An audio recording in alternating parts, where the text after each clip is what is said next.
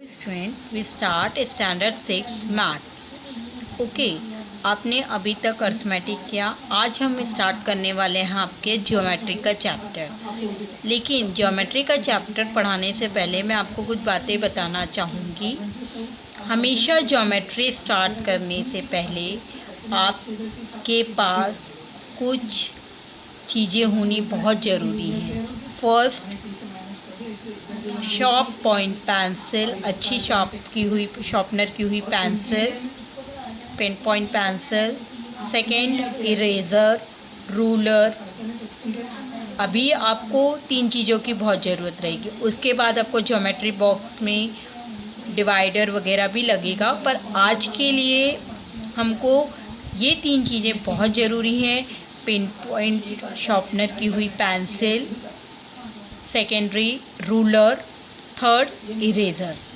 और कभी भी ज्योमेट्री का वर्क करते समय, एनी टाइम, कोई भी क्लास में हो आप, कोई भी स्टैंडर्ड में हो आप, लेकिन जब भी आप ज्योमेट्री का वर्क कर रहे हो, आप हमेशा पेंसिल का ही इस्तेमाल करिए फिगर बनाते समय।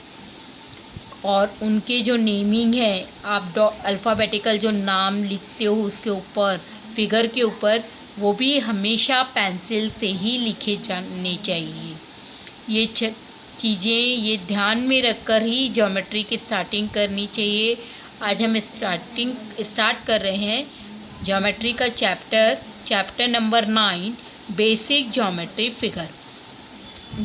बेसिक चीज़ें हैं ज्योमेट्री की जो आपको आगे के स्टैंडर्ड में भी काम आएंगी।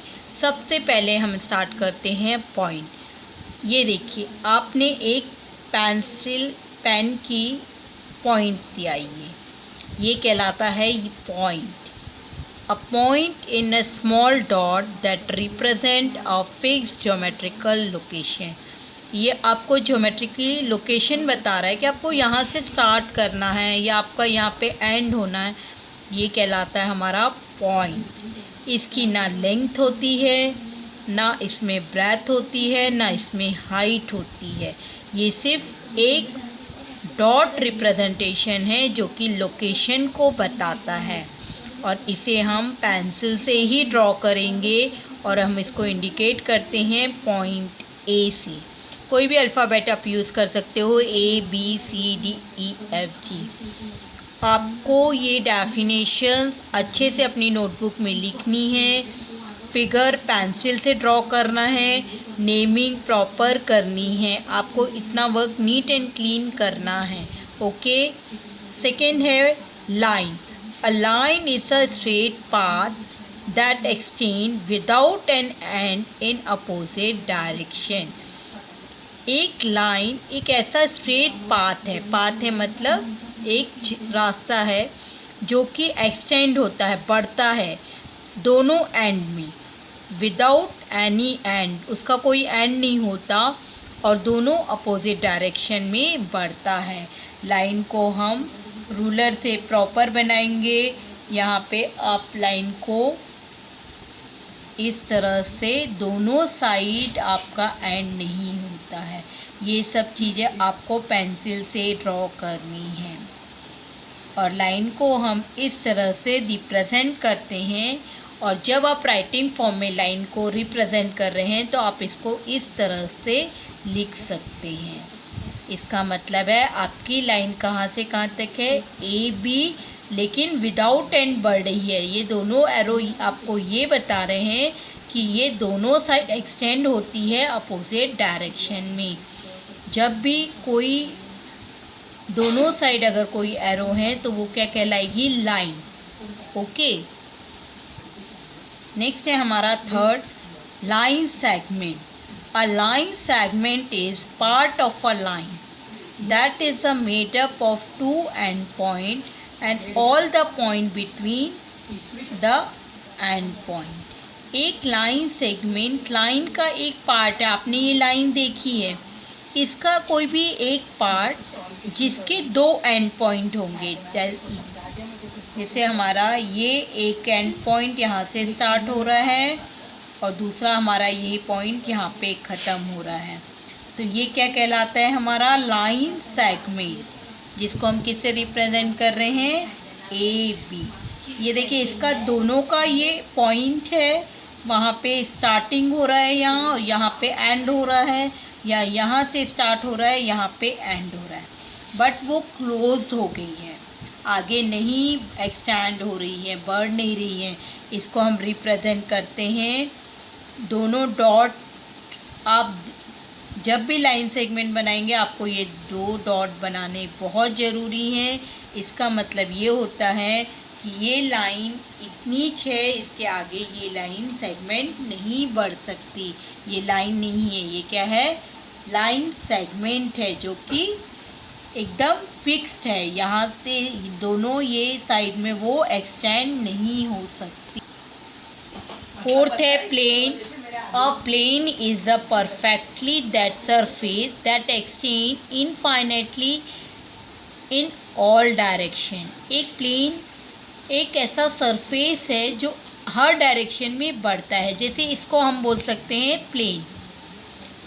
इसमें लेंथ होती है, विड्थ होती है, बट हाइट नहीं होती और बाउंड्री नहीं होती। ये किसी भी साइड में आप इसको बढ़ाना चाहें बढ़ा सकते हैं। इसको हम रिप्रेजेंट करते हैं प्लेन पी क्यू आर। इसको हम कैसे लिखेंगे, प्लेन पी क्यू आर। ये देखिए ये आपको दिख रहा है, इसमें लेंथ है, ब्रेथ है, बट हाइट नहीं है। इसके कॉपी को भी हम कवर अप करके ये बोल सकते हैं कि ये जो हमारा कॉपी का पेज है ये एक प्लेन सरफेस है। Okay. Collinear. Collinear, that means point that lie on the same line are called collinear। ऐसे पॉइंट जो एक लाइन में है तो वो सारे पॉइंट क्या कहलाते हैं, कोलिनियर। जैसे देखिए ये लाइन है, इसमें हमारे 4 पॉइंट दिख रहे हैं आपको, ए बी सी डी, ये एक ही लाइन में है तो ये क्या कहलाते हैं, कोलिनियर। जैसे आप प्रेयर में क्यू में खड़े होते हो तो ये आप हर बच्चा एक पॉइंट है और आपकी जो क्यू है वो एक लाइन है, तो सारे बच्चे आप कैसे खड़े हो, कोलिनियर में खड़े हो। तो ये कहलाता है हमारा collinear. Point A B C D are collinear, they line on the same line. ये एक ही लाइन में रहते हैं, ठीक है। कोप्लानर। पॉइंट और a line on the same plane.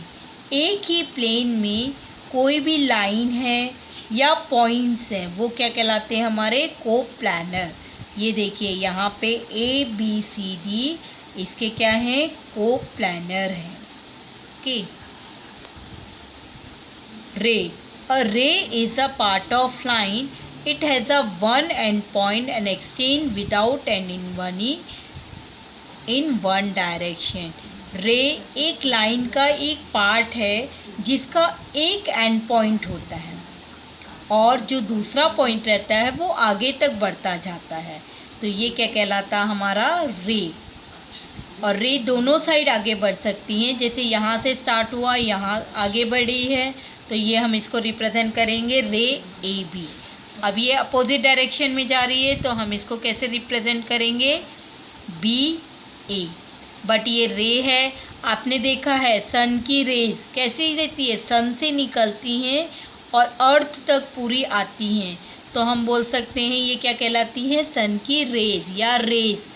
Battery से आप लाइट करते हो, सामने वाले के सामने लाइट जाती है तो बैटरी आपका क्या हो गया, एंड पॉइंट हो गया, और जो वो रे की लाइट जहाँ तक जा रही है, एंडलेस जा रही है, वो क्या कहलाती है, हमारा रे। आज का हम यहीं ख़त्म करते हैं। ये सारी डेफिनेशन आपको नोटबुक में अच्छे से लिखनी है, सारे फिगर ड्रॉ करने हैं।